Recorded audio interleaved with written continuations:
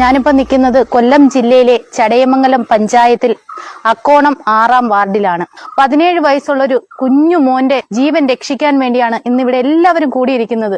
എത്രയും പെട്ടെന്ന് ഈ കുഞ്ഞിന്റെ സർജറി നടത്തില്ല എന്നുണ്ടെങ്കിൽ ഈ കുഞ്ഞിന്റെ ജീവൻ തന്നെ നഷ്ടപ്പെട്ടു പോകുന്ന ഒരു അവസ്ഥയാണ്. ഹലോ, ഞാൻ വീഡിയോ കണ്ടിട്ട് വിളിക്കുക. അമ്മച്ചി തല തല്ലി കരയണതൊക്കെ കണ്ടു. അതാരാണ് നിങ്ങളുടെ?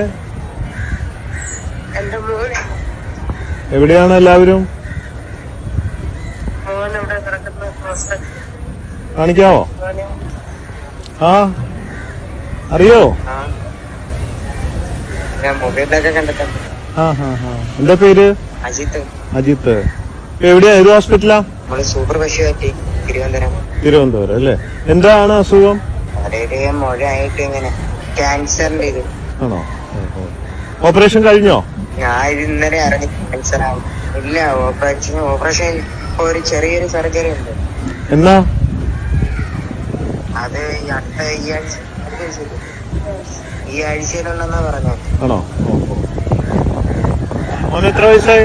എനിക്ക് 18. പഠിക്കുന്നുണ്ടോ? ആ, പഠിച്ചു കഴിഞ്ഞു. എന്നാ അഡ്മിറ്റ് ആയ ഹോസ്പിറ്റലില്? അഡ്മിറ്റാ. ഓപ്പറേഷന് പൈസ ആയോ? അറിയത്തില്ല, അമ്മ ഇതെല്ലാം കടന്ന് ഓടുന്നു. അല്ലേ? ഒന്നും പേടിക്കണ്ട. നമുക്ക് പറ്റാവുന്ന സഹായം ബോച്ചെ ഫാൻസ് ചാരിറ്റബിൾ ട്രസ്റ്റ് എന്ന് ചെയ്യാൻ പറയാം കേട്ടോ. ഓപ്പറേഷന് പൈസ ഇല്ലാതെ. അമ്മൂമ്മയാണോ തല തല്ലി കരയുന്നുണ്ടായിരുന്നേ? അതാരാ?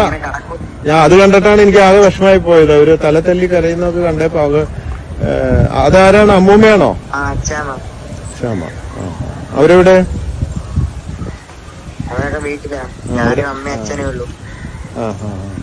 അവരെ കാണണം എനിക്ക്. ഞാൻ വരുമ്പോ അവരെ കാണാം കേട്ടോ.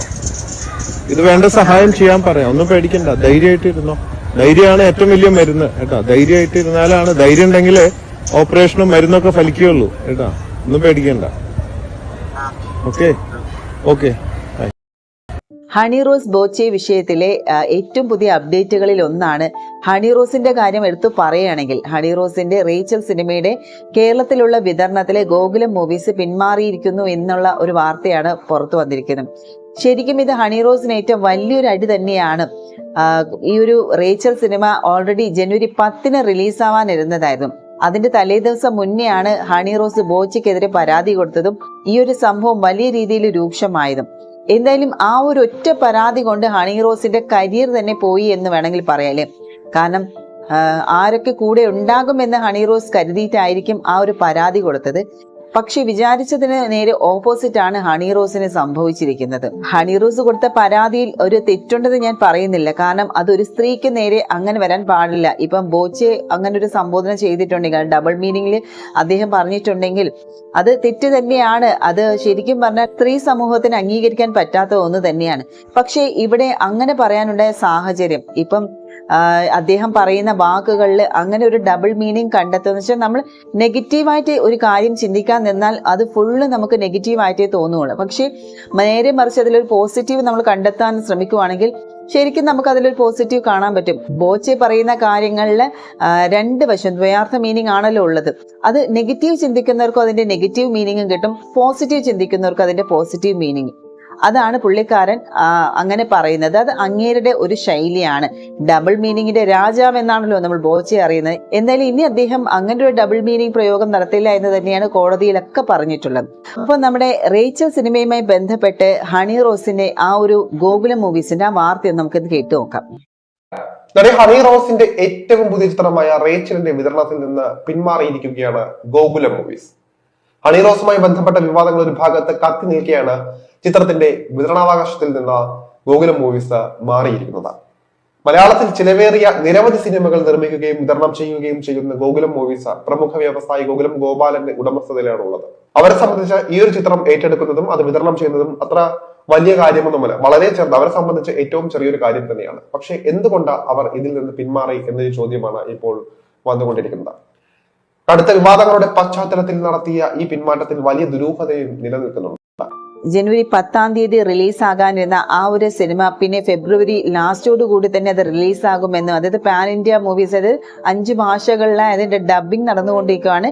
കേരളത്തിലുള്ളത് ഏകദേശം കഴിഞ്ഞു. ഇനി മറ്റു ഭാഷകളിലുള്ള അതിന്റെ ഡബ്ബിംഗ് പൂർത്തിയായ ഉടനെ തന്നെ, അത് ഫെബ്രുവരി ലാസ്റ്റോട് കൂടി, എനിക്ക് തോന്നുന്നു 28 തോന്നുന്നു ആ ഡേറ്റ്, അന്ന് റിലീസാകാൻ വെച്ചിരിക്കുകയാണെന്നാണ് പറഞ്ഞത്. അതിനിടയിലാണ് ഇപ്പോൾ ഈ ഒരു ഗോകുലം മൂവീസ് ഈ കേരളത്തിന്റെ വിതരണത്തിൽ നിന്ന് പിന്മാറി എന്നുള്ള ഒരു വാർത്ത പുറത്തു വന്നത്. കഴിഞ്ഞ ദിവസം ഹണി റോസും ഒരു ഇനാഗ്രേഷന് പോയ പരിപാടി, അതിന്റെ കോലാഹലങ്ങളൊക്കെ നമ്മൾ അറിഞ്ഞതാണല്ലോ. ഇതേ സമയം നമ്മുടെ ബോച്ചയും ഒരു ഇനാഗ്രേഷന് പോയിരുന്നു. ആലുവയിലായിരുന്നു ഇനാഗ്രേഷൻ. ആ ഒരു ഇനാഗ്രേഷനിൽ എടുത്ത് നോക്കുവാണെങ്കിൽ ജനസാഗരം തന്നെയായിരുന്നു ആ ഒരു ബോച്ചെ പോയ ഇനാഗ്രേഷൻ പരിപാടിക്ക് ആലുവയിലുള്ളത്. ഹണി റോസിന്റെ ഇനാഗ്രേഷന് സ്കൂൾ കുട്ടികളായിരുന്നെങ്കിൽ ഇവിടെ നേരെ മറിച്ചാണ് സംഭവിച്ചിരിക്കുന്നത്. എന്തായാലും നമുക്കതൊന്ന് കണ്ടു നോക്കാം.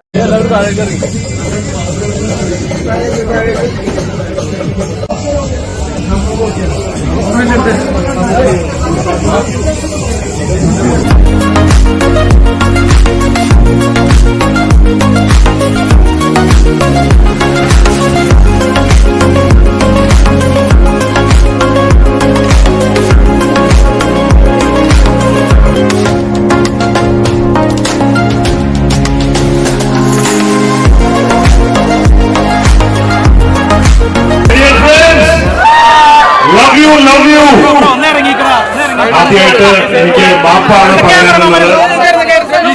കാരണം ഈ ഉദ്ഘാടനം അവർക്ക് ഞാൻ എത്തിയിരുന്നു, ഉദ്ഘാടനത്തിന് എത്തിപ്പെടാൻ സാധിച്ചില്ല.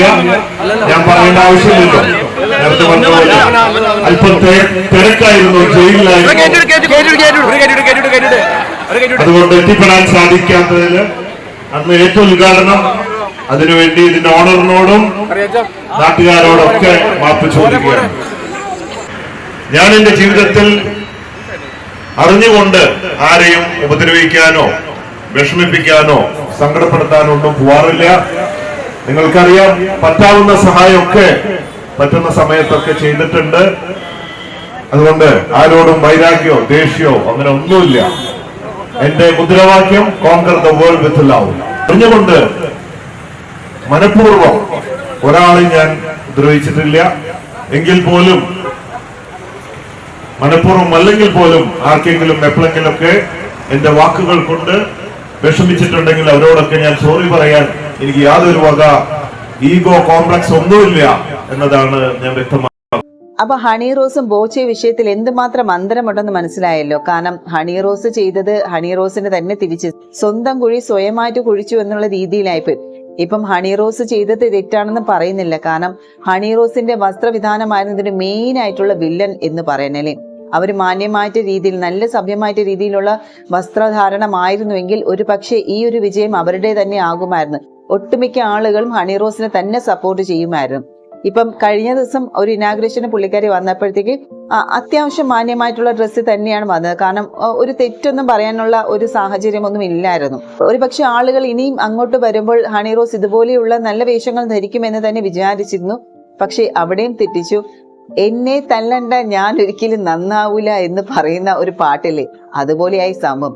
കാരണം ഹണി റോസിന്റെ ലേറ്റസ്റ്റ് ആയിട്ടുള്ള FB പോസ്റ്റ് എടുത്ത് നോക്കിയാൽ അത് അറിയാൻ സാധിക്കും. അത് ഒട്ടുമിക്ക ആളുകൾ കണ്ടു കാണുമായിരിക്കും ആ ഒരു റീൽ വീഡിയോ. അതിലെ ഒരു കവിതയാണ് ബാക്ക്ഗ്രൗണ്ടിൽ മ്യൂസിക് ആയിട്ട് ഇട്ടിരിക്കുന്നത്. ആ കവിതയ്ക്കനുസരിച്ച് നമ്മുടെ ഹണി റോസ് വീണ്ടും പഴയ രീതിയിൽ തന്നെയാണ് വന്നിരിക്കുന്നത്. എന്തായാലും ഞാൻ ആ വീഡിയോ ഇവിടെ ഇടുന്നില്ല. അത് കാണണമെന്ന് ആഗ്രഹമുള്ളവർ നേരെ ഹണി റോസിന്റെ പേജിൽ പോയി നോക്കിയാൽ അവിടെ കാണാവുന്നതാണ്. പുള്ളിക്കാരത്തി ഏത് വേഷത്തിലാണ് അവിടെ ആ ഒരു വീഡിയോ ചെയ്തിരിക്കുന്നത്. എന്തായാലും ശരിക്കും ആ പാട്ട് അർത്ഥവത്താണല്ലേ, എന്നെ തല്ലണ്ട ഞാൻ ഇനി നന്നാവൂല എന്ന് പറയുന്നത് പോലെ.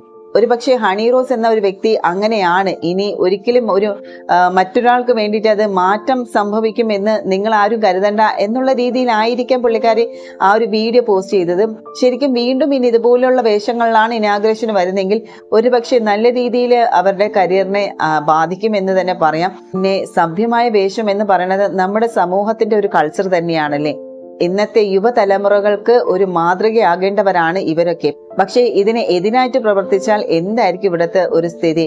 എന്തായാലും നമുക്ക് ഒന്നും പറയാൻ പറ്റില്ല. ഇപ്പം ഇപ്പം വസ്ത്രധാരണമായാലും അഭിപ്രായം പറയാനുള്ള ഒരു സ്വാതന്ത്ര്യം ഈ കുറച്ച് ദിവസങ്ങളിൽ കൊണ്ട് തന്നെ ജനങ്ങൾക്ക് എന്താണെന്ന് മനസ്സിലായി കഴിഞ്ഞല്ലോ.